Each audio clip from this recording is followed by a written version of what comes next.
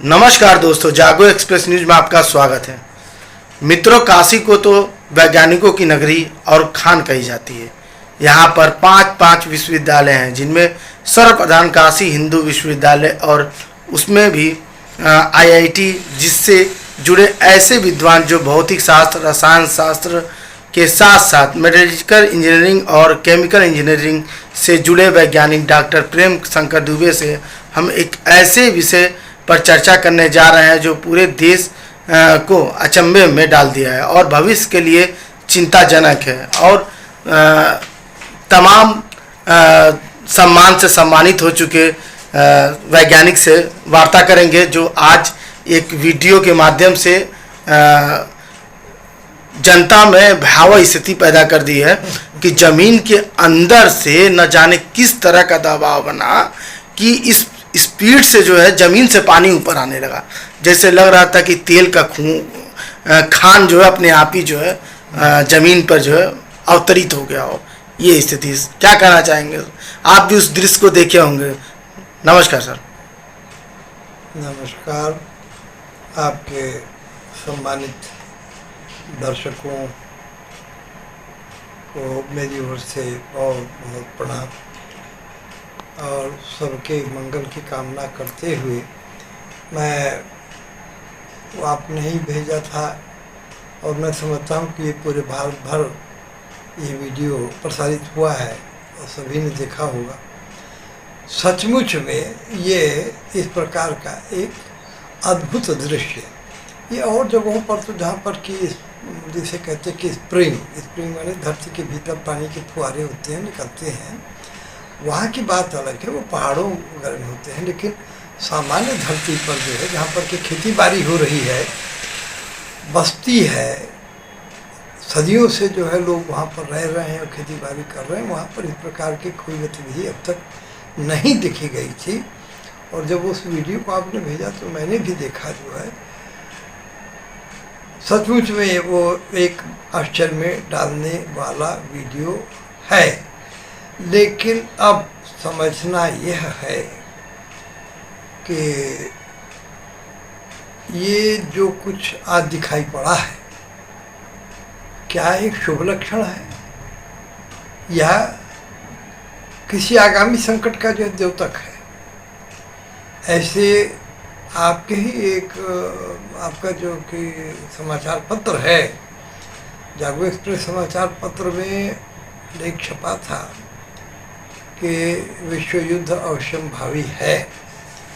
इसमें मैंने वर्तमान में जो ग्रहों की स्थिति है और जो धरती के धरातल पर जो कुछ भी हो रहा है उसको देखते हुए मैंने उसका एक समीकरण पेश किया था कि विश्व युद्ध लगभग, तो विश्व युद्ध तो जो अपनी है वो अपनी जगह ही, विश्व युद्ध से इसका कोई संबंध नहीं है, किंतु धरती के भीतर भी जो है घटनाएं कुछ हो रही हैं, बहुत तरह की घटनाएं हो रही हैं। कहाँ से शुरुआत की जाए? पहले यही बता देता हूँ कि आप देख लें, पानी बरस रहा है, सब जगह पानी बरस रहा है, पानी बरसता है, दिन में 2-2, 3-3 बार बरसता है। आज से पहले भी पानी बरसता था, लोगों ने देखा भी है, कोई नई बात तो है नहीं। पानी बरसने के बाद में जब बादल हट जाते हैं, मौसम खुल जाता है, तो एकदम से वो पानी पड़ा नहीं पड़ा, क्या हुआ, उसका कोई अंश लेश मात्र भी धरती पर नहीं दिखाई पड़ता, सब गायब हो जा रहा है। यह एक विलक्षण घटना है, हम लोग इस पर ध्यान नहीं दे रहे हैं। दूसरी बात, आज आप ये सितंबर के आखिरी दौर में बैठे हैं। सितंबर के आखिरी दौर में लगभग शीत का प्रारंभ होने लगता है, तापमान जो है कम हो जाता है और खेतों में प्रातः काल कम से कम थोड़ा सा ओस की मात्रा भी मिलती है। ओस नहीं दिखाई पड़ती है, ओस दिखाई भी नहीं पड़ेगी। उसके कारण क्या है वो कभी हम लोग अलग से चर्चा कर देंगे, क्योंकि आज की जो घटना है हम सिर्फ उसी पर वार्ता करेंगे आपसे। आपने जो चित्र देखा है वो भयावह है, और ऐसे मामले में मैं इसे कोई आलोचना का रूप न ले। और ऐसे भी देखिए, वैज्ञानिक और विद्वान जो होते हैं वो किसी की आलोचना से डरते रुकते नहीं हैं। जो है कहा गया है कि निंदन्ति नीति निपुणा यदि वास्तवंतु लक्ष्मी समुपैति लक्ष्मी गच्छतु यथेष्टम न्यायात् पथः प्रविचलन्ति पदम न धीरा। तो ये इसका अर्थ बता दूं तो ये ज़्यादा लोगों को समझने में, क्योंकि संस्कृत तो कोई पढ़ता नहीं, जबकि संस्कृत ऐसी भाषा दुनिया में दूसरी न है और न होगी। इसे देव भाषा भी इसीलिए कहा गया। इस श्लोक का अर्थ ये है कि जो विद्वान पुरुष होते हैं वो कभी किसी से भय खा करके उल्टा सीधा नहीं बोलते हैं। जो यथार्थ होता है वही बोलेंगे। जो है लक्ष्मी आवे न आवे, भाग गया लक्ष्मी, कोई फर्क नहीं पड़ता।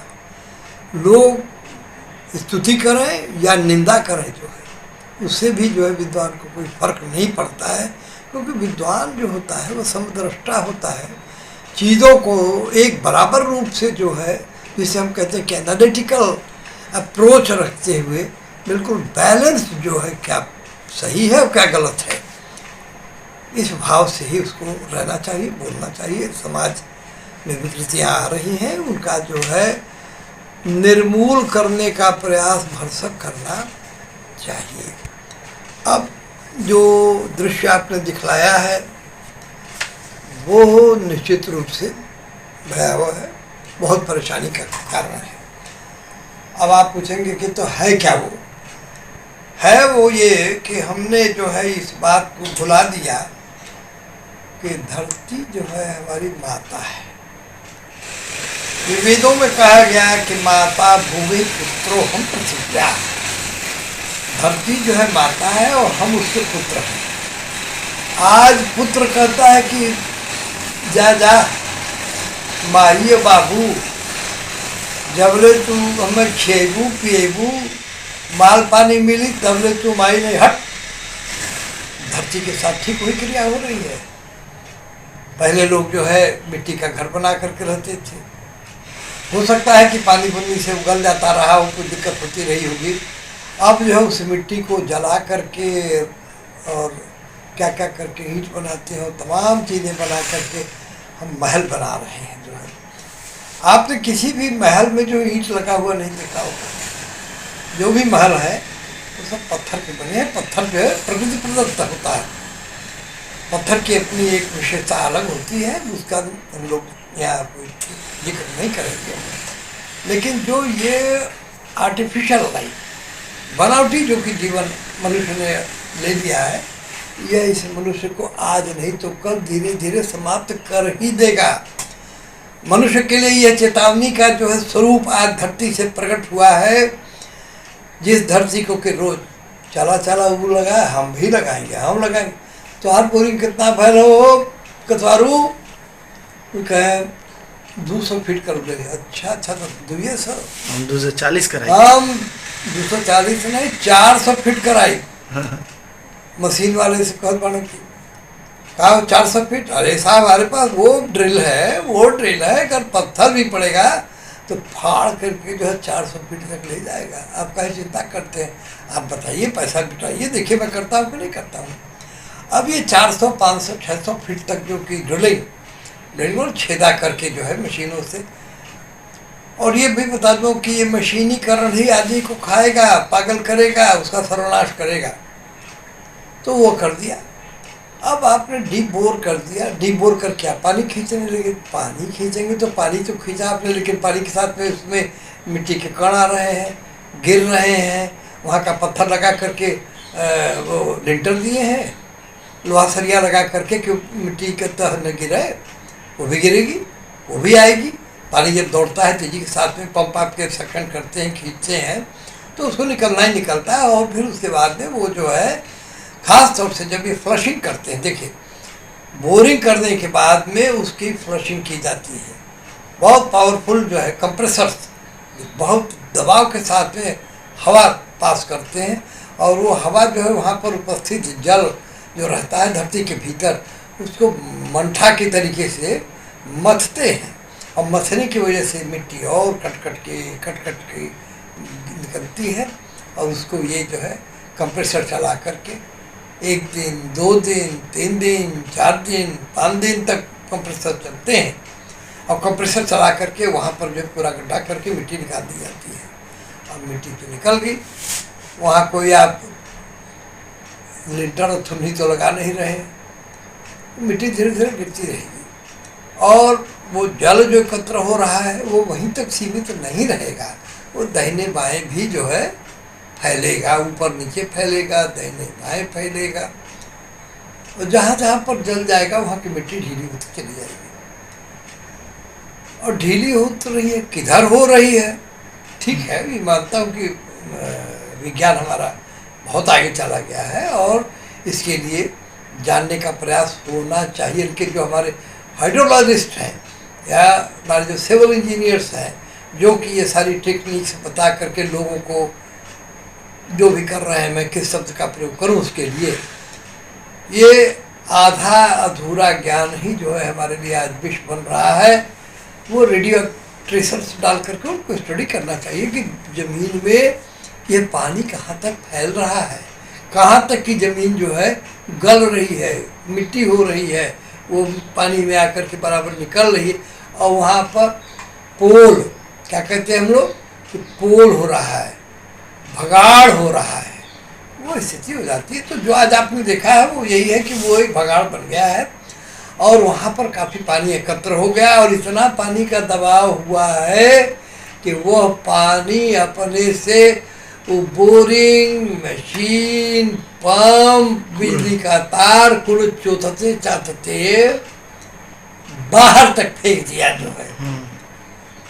और ये घटना अब आप ये मत समझिए कि खाली यहीं तक जिस एक केस आपने देखा है, इस तरह की घटनाएं होंगी, और इनको होना भी चाहिए, क्योंकि आदमी बिल्कुल निर्भीक हो गया है, वो किसी से नहीं डरता है। अरे भाई, ऐसी कौन सी बात है जो है निडर होने के बाद में तो तुम्हारी मौत ही बचती है, ऐसा नहीं करना चाहिए। तो अब जो है सो है। गुरुजी, आपको हाल ही में जो है छत्रपति शिवाजी महाराज से सम्मान विज्ञान के दृष्टिकोण से दिया गया था, आपको जो है वैज्ञानिक उससे जो है। तो सर, ये मैं जानना चाहता हूँ कि जो है जिस तरह से ग्लेशियर गलता है तो तबाही लेते हुए पहाड़ों से नीचे आता है, जो तो आखिर में नीचे कौन सा ऐसा दबाव है कि जो वो जिस स्पीड से पानी फेंक रहा है ऊपर की तरफ, जो है ये एक तरह से तबाही का ही मंजर जो है, तो कौन सा प्रेशर आखिर में पड़ा हुआ, कोई संक्षिप्त में कुछ बताइए। मिट्टी है, पानी है, मिट्टी दब रही है, बैठ रही है वहाँ की मिट्टी। अब जहाँ पा गया वो स्थान, तो वहाँ से कुछ चलने लगा, ऊपर की तरफ फेंक रहा है जो है। ये प्रक्रिया आगे भी जारी रह सकती है। आपने सुना होगा, अक्सर करके निकलता है कि अरे वो गांव में पूरी जमीन फट करके बड़ा भारी बन गया है कि जो है नहर टाइप का। ये क्या होता है? मिट्टी बैठ जाती है, आपको तो अंदाज़ा लगता नहीं है, पॉसिबल, लेकिन हमारे साइंटिस्ट वो उतना क्यों करें। इसकी रेडिएटिव से स्टडी की जा सकती है कि कहाँ कहाँ की मिट्टी किधर खसक रही है, कहाँ उस पर ज़्यादा लोड आ रहा है। इसकी हाइड्रोलिक टेस्टिंग की जानी चाहिए समय समय से। मगर भाई, आप बंधु मुझे माफ़ करेंगे और मेरी सरकार भी मुझे माफ़ करेगी। आप क्या बता सकते हैं कि आपके पार्लियामेंट में और आपकी मिनिस्ट्री में जो एक भी साइंटिस्ट के बैकग्राउंड का मिनिस्टर है? एक भी साइंटिस्ट पार्लियामेंट में है? नहीं। Please name one person who is having science background.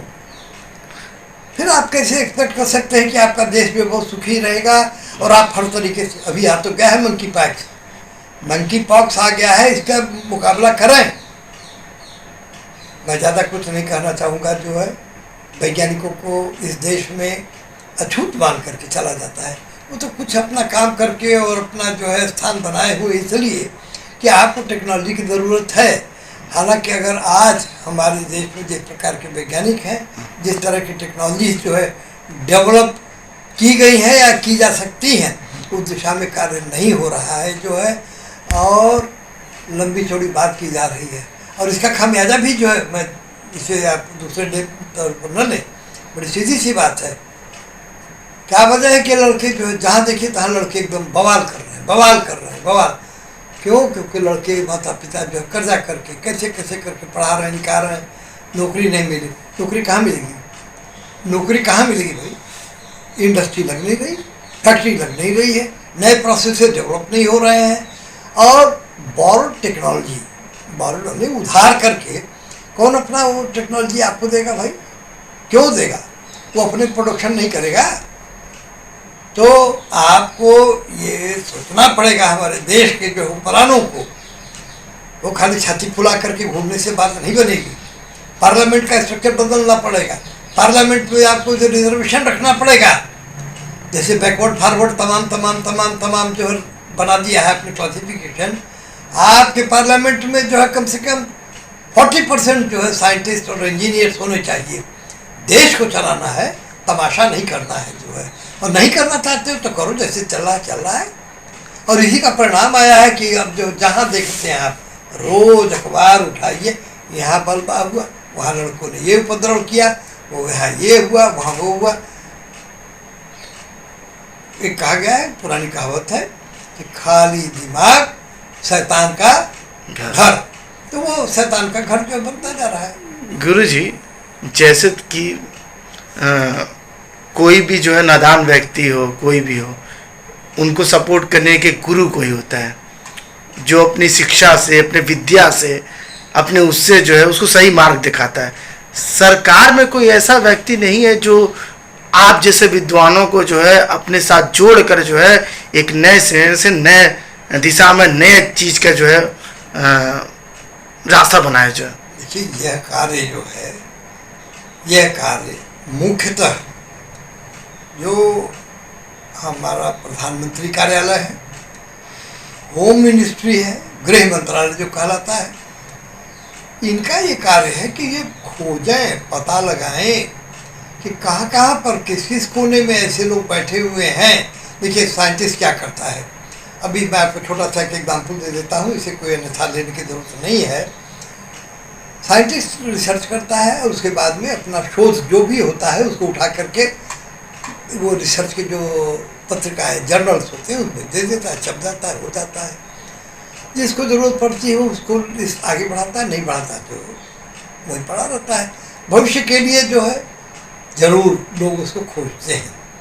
अभी ये कल की घटना है जो मैं बताने जा रहा हूँ। मेरे पुत्र वो डायरेक्टर है एक विश्वविद्यालय में, वहाँ पर एक ये जो शोध प्रबंध होते हैं या शोध के जो पत्र होते हैं प्रकाशित किए जाते हैं, तो उसके संपादक महोदय आए हुए थे भाषण देने के लिए कि हम लोग इस तरह के शोध करवा रहे हैं, हम लोग इस दिशा में। तो उन्होंने कहा कि आपकी सारी बात मान लिया, बड़ा अच्छा कर रहे हैं आप लोग। हमें ये बताएं कि आप 40 साल के भीतर आपने क्या एक भी ऐसा शोध जो है छापा है या लोगों को प्रेरित किया है जो और कुछ कर सके या न कर सके। हमें चांदी, सोना, हीरा, मोती नहीं चाहिए, हमें अमृत नहीं चाहिए। आप हमारे वातावरण का तापमान सिर्फ 1 डिग्री कम कर दीजिए। और इस समय आप गांव-गांव, मोहल्ले पता कर लीजिए, लोग यही कह रहे हैं कि धूप लगी उसके बाद में जो बुखार पकड़ा वो बुखार छूट नहीं रहा है। ये धूप की तेजी और तापमान की वजह से है। तापमान को क्या है, हमारे वैज्ञानिक 1 डिग्री कम कर सकते हैं, अगर कर सकते हैं तो सामने आए। और इसमें तो सरकार को शोध में आना चाहिए। सरकार नए इंस्टीट्यूट्स बनाए जहाँ पर कि इस तरीके के जो है स्पेसिफाइड रिसर्चेज हो, क्वालिफाइड पर्सनस हो, प्रॉपर लेवल का डायरेक्टर। आप तो डायरेक्टर ले आएंगे किसको, जो माल देगा नहीं, जो कि वो गमछा डाल करके और जय हिंद जय फलाना करने वाले होंगे। तो वो ठीक है, खोज लीजिए, करा लीजिए आप। अरे भाई, योग्य आदमी की तो आपको जा करके उनकी चिरौरी करके उनको ले आना पड़ेगा। क्या आप, और मैं आपको बता रहा हूँ कि आगे बात को जोड़ देता हूँ। जब मालवीय जी महाराज ने जो है यहाँ पर काशी हिंदू विश्वविद्यालय बनाया और वो गए हुए थे इंग्लैंड, उनके मन में ये था कि तो मैंने सर्व विद्या की राजधानी मुझे बनाना है, तो सर्व विद्या में इंजीनियरिंग चाहिए। इंजीनियरिंग का हमारे पास में कोई स्थान ही नहीं है, कैसे क्या किया जाए। तब वो वहाँ इंग्लैंड में गए और वहाँ पता लगाया उन्होंने कि यहाँ पर कौन सबसे बड़ा जो है इंजीनियर है, डॉक्टर चार्ल्स किंग। वहाँ गए और उनके पास जाके उन्होंने अपनी पगड़ी उतारी और कहा कि उन्होंने कहा व्हाट इज दिस, उन्होंने कहा I have come to beg you. उन्होंने कहा भाई भाई भाई भाई beg you, what you want tell me.